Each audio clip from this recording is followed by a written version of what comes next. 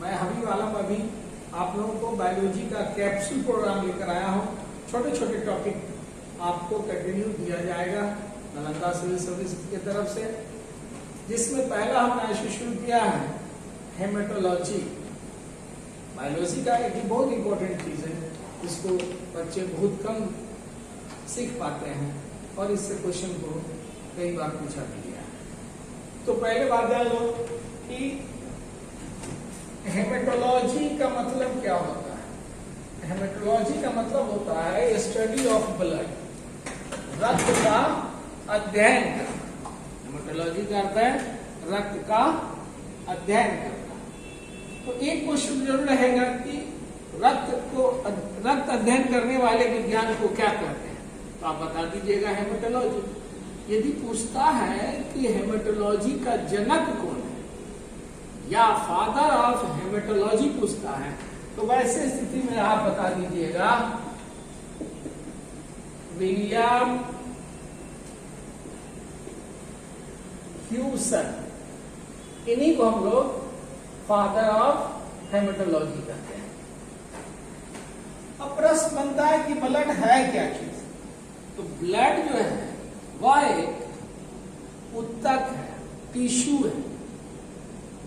Blood अंग नहीं है, ब्लड कोशिका भी नहीं है।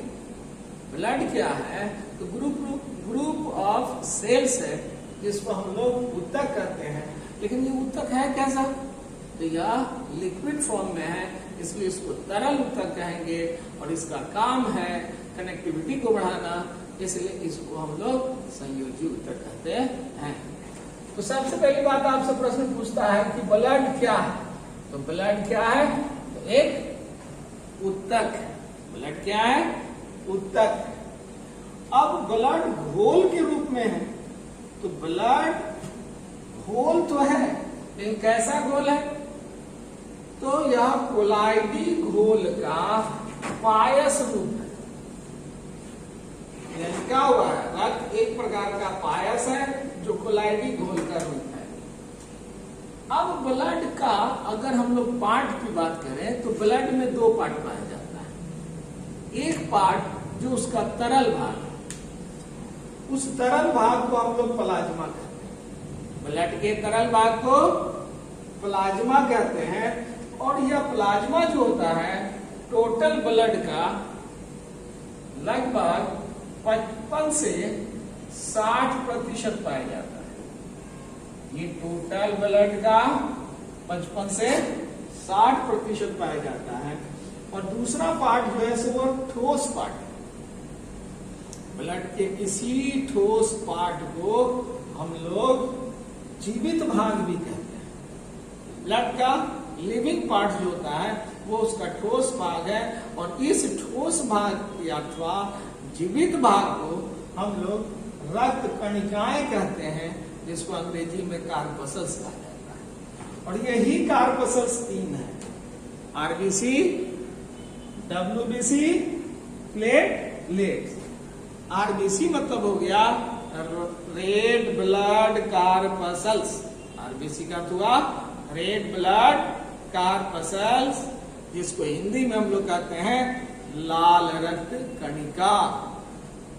दूसरा जो है वो डब्ल्यूबीसी, जिसको हम लोग व्हाइट ब्लड कार्पसल्स या श्वेत रक्त कणिका कहते हैं। तीसरा पार्ट जो है उसको हम लोग प्लेटलेट्स कहते हैं। ये प्लेटलेट्स को रासायनिक रूप से हम लोग थ्रोम्बोसाइट्स, डब्ल्यूबीसी को ल्यूकोसाइट्स और आरबीसी को इरिथ्रोसाइट्स कहते हैं।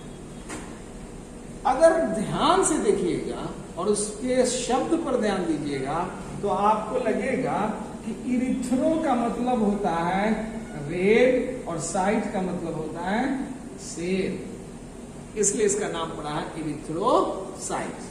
इरिथ्रो का मतलब लाल और साइट्स का मतलब कोशिका। उसी तरह से ल्यूको का अर्थ हो जाता है कलरलेस,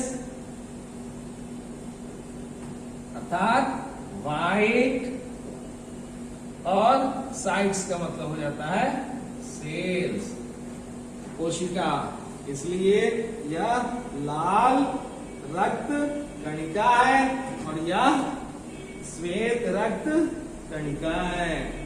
अब इन लोगों का हम संख्या के आधार पर अनुपात देखें तो यदि WBC अगर 1 रहता है तो RBC रहना चाहिए 600 और प्लेटलेट्स रहना चाहिए 40। तो इस तरह से अगर हम RBC को मान लेते हैं कि अगर 8000 है तो 8 6 48 यानी कि 4,80,000 ये हो जाएगा। और